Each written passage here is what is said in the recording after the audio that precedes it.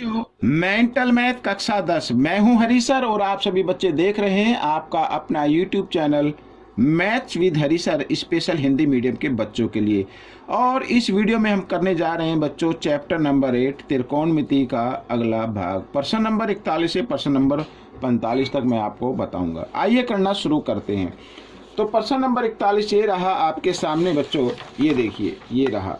तो प्रश्न नंबर 41 क्या कहता है, तो देखो बहुत ही आसान है, मुश्किल नहीं है।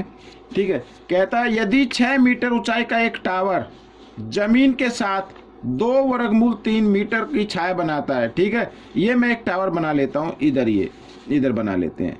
यहाँ पर ये टावर हो गया और ये इसकी ऊंचाई है 6 मीटर, ये ऊंचाई हो गई। और जमीन के साथ ठीक है 2 वर्गमूल 3 मीटर की छाया बनाता, तो सूर्य की जमीन के साथ बनने वाला उन्नयन कोण बताना है। तो ये यानी कि छाया की लंबाई है 2 वर्गमूल 3 मीटर। ठीक है, ये छाया की लंबाई हो गई। और यहाँ पर ये जमीन के साथ ये जो कोण बनाना है, ये मान लो थीटा का, ये कोण हमें बताना है कि थीटा की वैल्यू क्या है। ठीक है ना। अब इसमें मान लो ए बी तो है किसकी, टावर की ऊंचाई है, और बी सी क्या है, टावर की छाया है। ठीक है, समझ में आ गया। अब सबसे पहले जो हमें दी हुई है वो लंब दिया हुआ है और आधार दिया हुआ है, तो लंब बटे आधार tan थीटा में होता है। तो आइए करना शुरू करते हैं। तो tan थीटा बराबर होता है लंब बटे आधार, यानी 6/2 वर्गमूल 3, इस तरीके से। ठीक है, आइए आगे कर लेते हैं। तो tan थीटा बराबर 2 से 2 एकम 2 काट दीजिए, 2 एकम 2, 2 तिया 6, तो आ गया 3/वर्गमूल 3। अब देखो हर किस में आ गया, वर्गमूल में आ गया। जब कभी भी हर वर्गमूल में आए तो आपको क्या करना है, उस संख्या का आपको परिमेयकरण कर देना, यानी उस वर्गमूल से अंश को भी गुणा कर देना है, जो भी संख्या होगी, और हर को भी गुणा कर देना, इस तरीके से। तो 3/3 आ गया। और यहाँ पर वर्गमूल 3 को वर्गमूल 3 से गुणा करेंगे तो 3 आ जाएगा। 3 से 3 कैंसिल हो गया, यानी कि अब देखिए आप यहाँ पर tan थीटा का जो मान आया है वो वर्गमूल 3 आ गया। ठीक है, वर्गमूल 3 कितने डिग्री पे आता है बच्चों, वो आता है tan 60 डिग्री पे। ठीक है, तो tan 60 डिग्री पे मान होता है वर्गमूल 3। तो थीटा का मान कितना आ गया, 60 डिग्री आ गया बच्चों। थीटा कितना आ गया, 60 डिग्री। ये आपका उत्तर बन गया। ठीक है, आइए करते हैं प्रश्न नंबर 42। ये रहा आपके सामने। तो प्रश्न नंबर 42 भी बहुत ही आसान है। देखो साथ में लिखा है, यहाँ पर आकृति दी हुई है, बीई बराबर है ईडी। ये दोनों क्या है, बराबर है। तो x अनुपात y का ज्ञात करना है। ठीक है, इन दोनों का अनुपात ज्ञात करना है। तो पहले हम क्या कर लेंगे, x की वैल्यू निकाल लेते हैं। ठीक है, लंब की दी हुई है, आधार भी यहाँ साथ में दिया हुआ कि ये बराबर है। ठीक है, तो आइए करना शुरू करते हैं। तो सबसे पहले आपको लेना है tan 30 डिग्री। ठीक है, tan 30 डिग्री क्या होता है, लंब बटे आधार। tan थीटा क्या होता है, लंब बटे आधार, यानी लंब तो x है और आधार क्या है, BE है। ठीक है, इस तरीके से। अब tan 30 का मान कितना होता है, 1/वर्गमूल 3 होता है बच्चों। ये आपको याद होना चाहिए, तभी आप इसको कर पाएंगे। ठीक है, इस तरीके से। तो क्रॉस में गुणा कर देते हैं। तो BE, यहाँ पर BE को 1 से गुणा करें तो BE आ जाएगा, साथ ही वर्गमूल 3 x आ गया। ठीक है, तो b का मान आ गया, ये समीकरण 1 मान लीजिए। अब हम लेंगे यहाँ पर, ठीक है, अब ये जो दूसरी त्रिभुज है ना, ये यानी CDE। ठीक है, चाहे तो आप लिख सकते हैं, अदरवाइज सीधा लिख लीजिए tan 60 डिग्री। ठीक है, tan 60 डिग्री।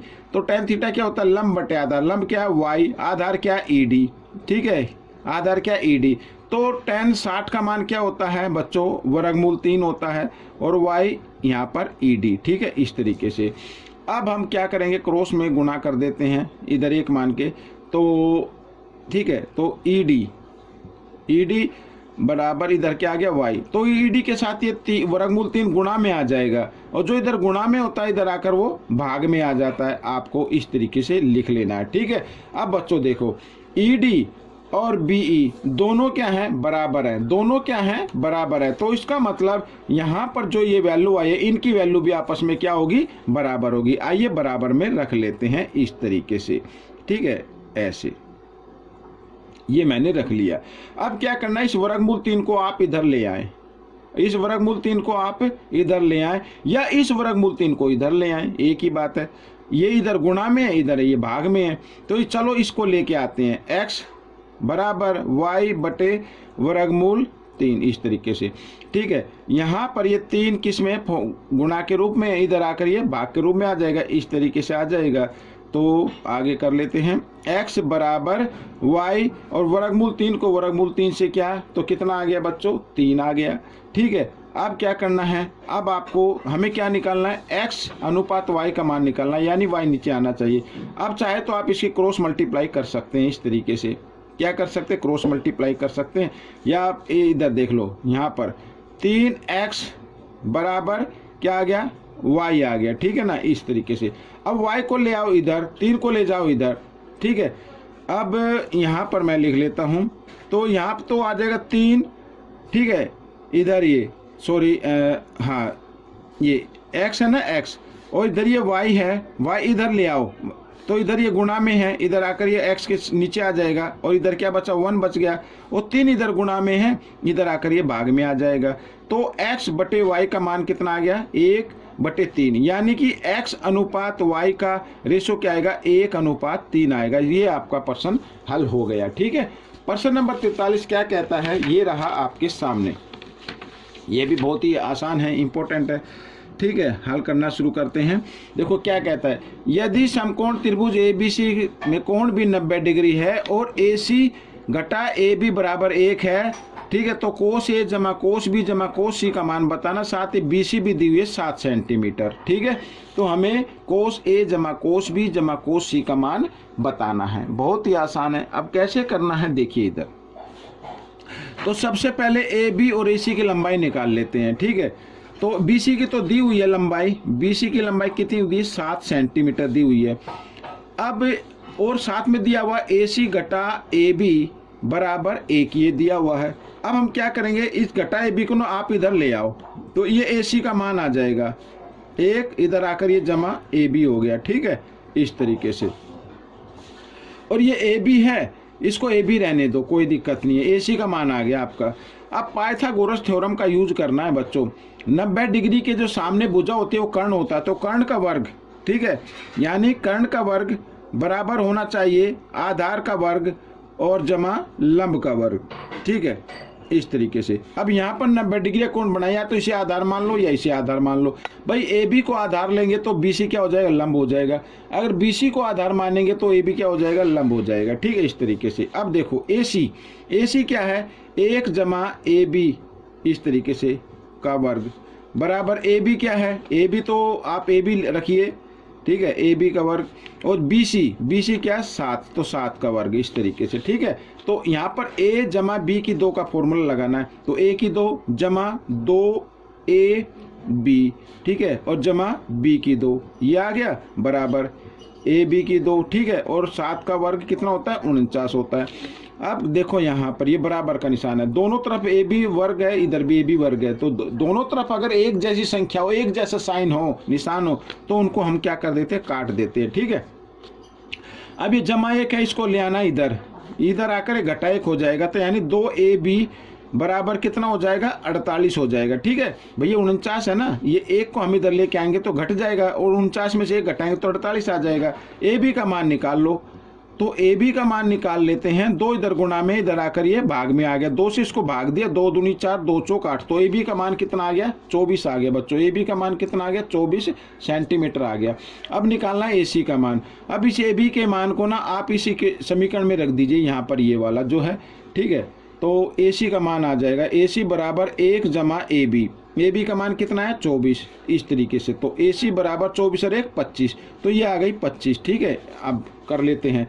अब निकालना है मान किसका, कोस A, ठीक है, जमा कोस B और जमा कोस C, इसका मान निकालना। तो कोस A यहाँ पर है, तो कोस थीटा यहाँ पर है, तो जिस पर दिया होता है कोस थीटा उसे हम आधार मानते हैं। ठीक है, तो कोस थीटा क्या होता है, आधार बटे कर्ण होता है, आधार बटे कर्ण।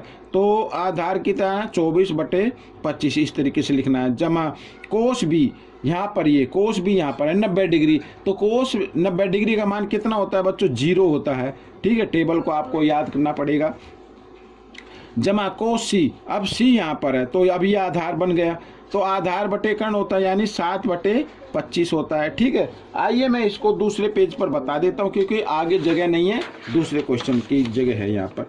तो सबसे पहले बच्चों ये देखिए यहाँ पर मैं बता देता हूँ इस पर। ठीक है, अब देखो 0 को हटा दीजिए, अब इधर है 24/25 और जमा 7/25। इस तरीके से दोनों के आधार एक जैसे हैं, इनमें से दोनों के हर एक जैसे हैं, इनमें से एक हर लेना है और अंश को जमा कर देना। 24 और 7 कितना होता है 31। ये आपका उत्तर आ गया बच्चों, ये आपका उत्तर आ गया।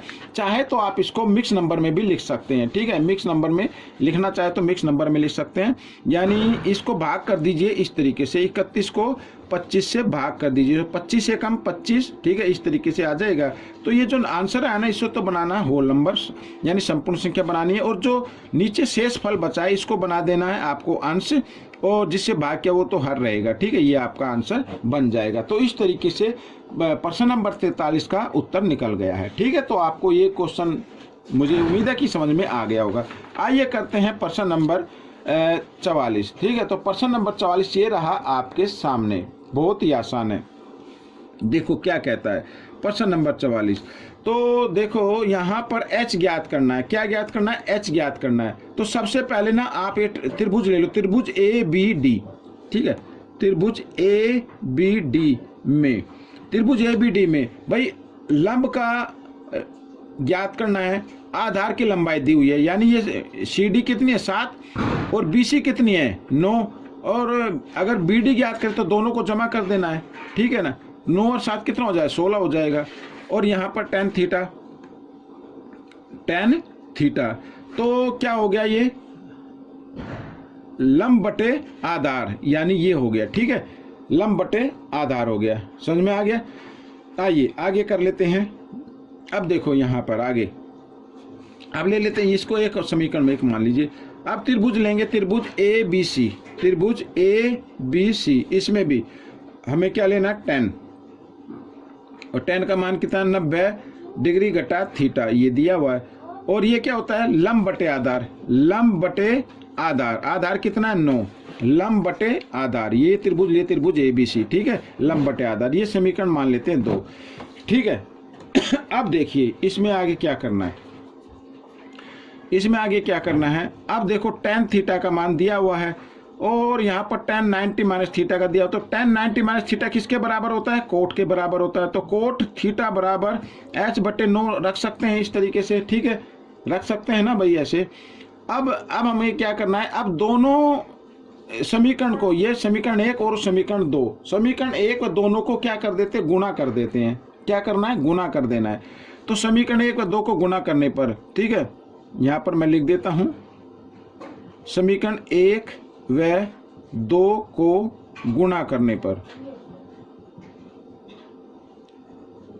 गुणा करने पर। ठीक है, अब देखो tan थीटा और गुणा कोट थीटा, ठीक है, और बराबर h/16 और गुणा h/9, इस तरीके से गुणा कर दिया हमने।